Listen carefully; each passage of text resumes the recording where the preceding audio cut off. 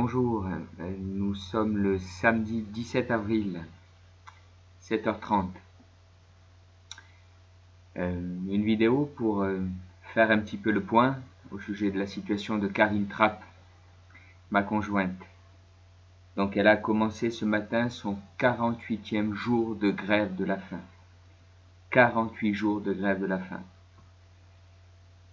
Je ne sais pas si les gens qui m'écoutent réalisent ce que c'est que de s'imposer 48 jours de grève de la faim pour tenter d'être entendu. Essayer de faire en sorte que justice soit enfin rendue pour elle, mais surtout pour Samuel et Noah. Je voudrais ici avant tout remercier les personnes qui, soit en étant présentes, donc à Alès, puisque c'est là qu'elle a commencé sa grève de la faim, en compagnie de Laura Villot, soit à Nîmes, depuis le 16 mars, lui ont apporté leur soutien. C'est vraiment particulièrement appréciable et important lorsqu'on vit une situation telle que celle-ci. Également, les personnes qui, à travers les réseaux sociaux, témoignent de leur affection, de leur solidarité, de leur soutien, soit à titre personnel, soit parce qu'ils ont créé, ou soit parce qu'elles ont créé, ces personnes-là, un réseau, font connaître à travers ce réseau la situation de Karine, les raisons de son action, et je les en remercie également chaleureusement, très chaleureusement. Voilà, mais il est important pour moi également de revenir sur ce que je vois à travers les réseaux sociaux. Ce sont des interventions.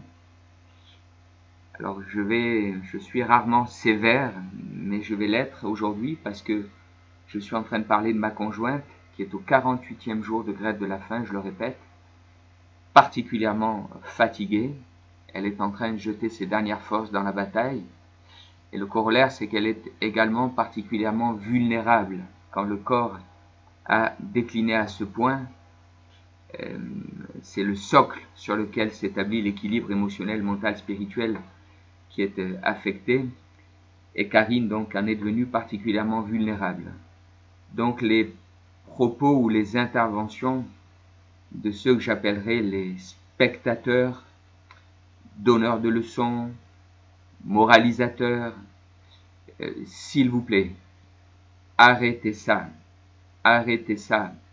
Quelle légitimité avez-vous pour critiquer de la sorte les actions du moment qui s'infligent un préjudice majeur parce qu'elle en est arrivée au bout de 4 ans de harcèlement judiciaire à considérer que c'était la seule façon pour ses enfants tout d'abord et pour elle d'obtenir justice, d'attirer l'attention sur son dossier.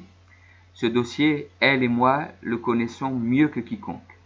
Donc si vous avez des interrogations, ce que je peux à la limite concevoir, ayez au moins l'honnêteté et la décence de poser des questions et d'écouter soigneusement les réponses plutôt que d'affirmer je ne sais quoi. Donc ce que je veux redire ici, c'est que Karine, au 17 avril, en est bien à son 48e jour de grève de la faim stricte.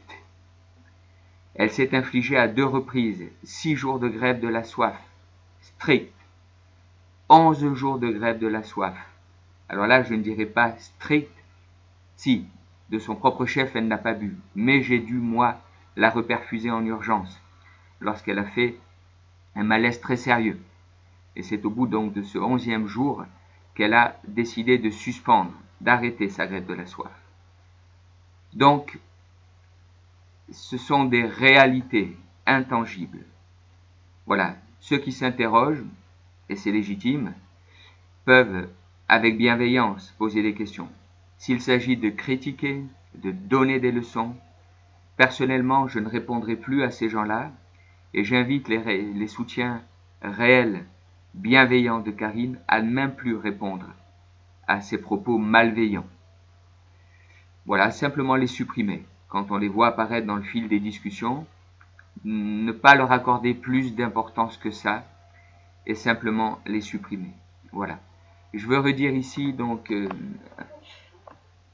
En mon nom et à celui de Karine, encore une fois, mes remerciements, nos remerciements au soutien bienveillant de Karine. Donc, comme je l'ai dit il y a un instant, elle jette cette dernière force dans la bataille.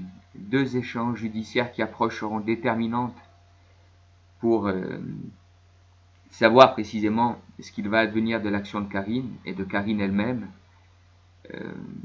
Et je le redis également, je l'invite pour ma part